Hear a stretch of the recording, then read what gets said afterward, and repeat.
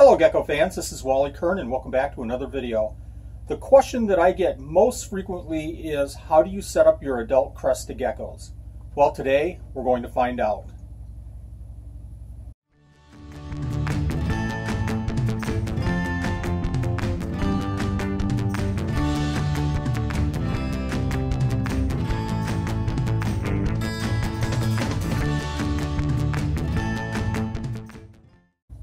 I can't tell you how many questions I get about setting up adult Crested Geckos, especially for breeding. So today we're down in the facility and we're going to take a look at a tank and see how I set them up for breeding. I've been keeping and breeding Crested Geckos now for about 20 years, and this is our first bank that we started with of glass aquariums. It's certainly showing its age, but it certainly does the job. This is only one of 7 rack systems that we have for breeding Crested Geckos and gargoyles. But this pretty much represents what we're doing down here. What I've done is taken a bunch of detailed questions and lumped them together to a general question of how we keep our Crested Geckos for breeding purposes. But we're going to, with the help of my wife, look at a couple of these detailed questions and get into some very specifics about how we keep these geckos. After we answer those questions, I'll go ahead and grab one of these tanks, move it down so you can see actually inside the tank and see how we have these set up. Nanette, can you read off that first question?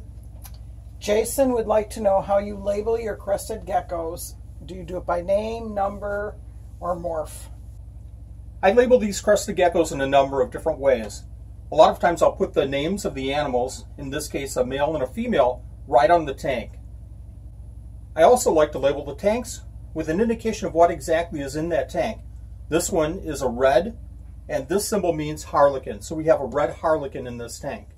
With these symbols, I can choose to have another tank be red and another tank be a harlequin. Here's a tank that we just set up, so I'll go ahead and put a name on this one and the morph as well. But sometimes I won't put names on the tanks, I'll put numbers, like red 7, meaning that we have 7 different red groups. With each of these names, with each of these tanks, I can go back to my records in Excel and know exactly the lineage of these animals. Also, each of our tanks, each of our enclosures is labeled with a number. Nanette, next question. Brenda would like to know, do you prefer glass, screen, or plastic tubs to keep your adult Crested Geckos in? This is a really, really tricky question. I've worked with all 3 in the past. My least preference is certainly screen tanks. I just think in our facility it's extremely difficult, especially in the wintertime, to maintain a screen tank.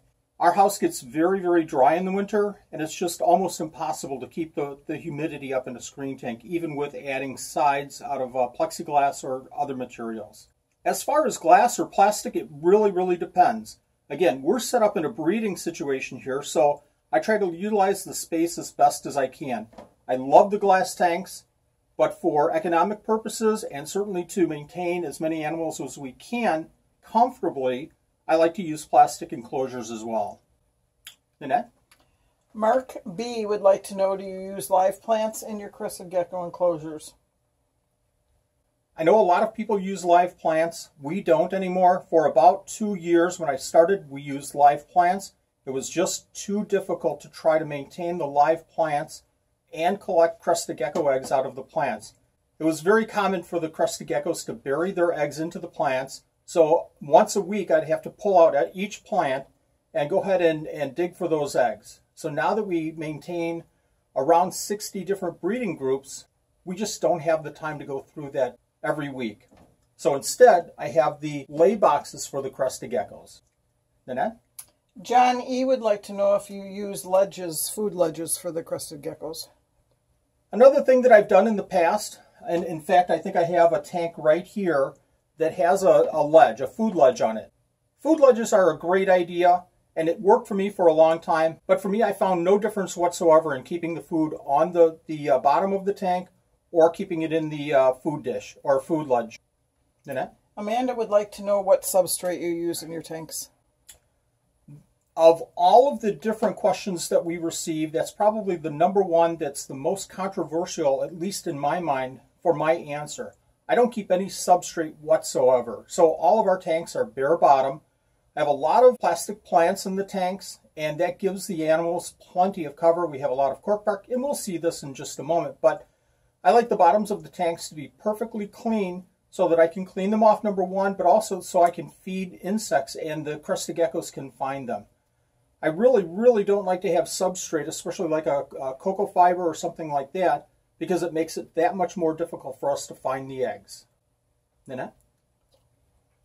That's all the questions I have. Perfect. Well, let's go ahead and get into looking at a tank then. Let's go ahead and take a look at this tank. This tank is a 20 high. I have a couple of other 20 extra highs, and I also have some 29s as well, but this is a perfect tank, I feel, for a male and a female. It has a screen top, and that's just perfect for us because we can mist this tank real quick and keep that humidity up. Here's the setup that we use for the Crested Gecko breeders. It's very basic. We have some pieces of cork bark in the enclosure so they can climb. We have some plants so that they can hide. We have a little hide box at the bottom. Sometimes we'll use that. Sometimes we won't use a little hiding box. We have the food dish. Looks like they've been eating their Crested Gecko diet. And we have the hide or the lay box, the most important point for this enclosure. And this is just a standard high sandwich box. We have the number of the tank written right on that hide box so that when we collect all of the hide boxes that have eggs, we can go ahead and put the eggs away with that identification and come right back to this tank and put the hide box right back in the tank. Again, you can see that this is a bare bottom tank. It allows the Crested Geckos to find the insect items that we feed. What you'll see is everything is in a very consistent place in this tank. And what that does for us is to quickly go through each tank and put the diet in a certain place, collect the used diet dishes, and then go ahead and check the hide boxes. Again, this is a great breeding setup for us and has been working for us for the last over 15 years. And before we end the video, let's see if we can go ahead and find those Crested Geckos in this tank. I'll go ahead and take out the plants.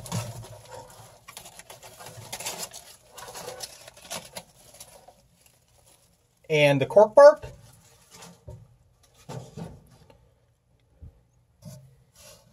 And this last piece of wood.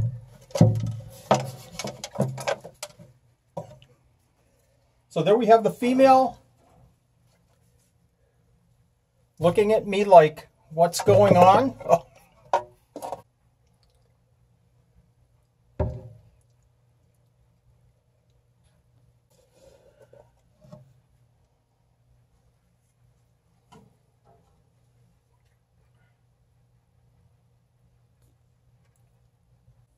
I know we've really covered a lot of information here. If you have any questions whatsoever, please leave those comments in a question down below. If you found this video to be helpful, again, please hit that like button, hit the notification bell, and thank you for watching.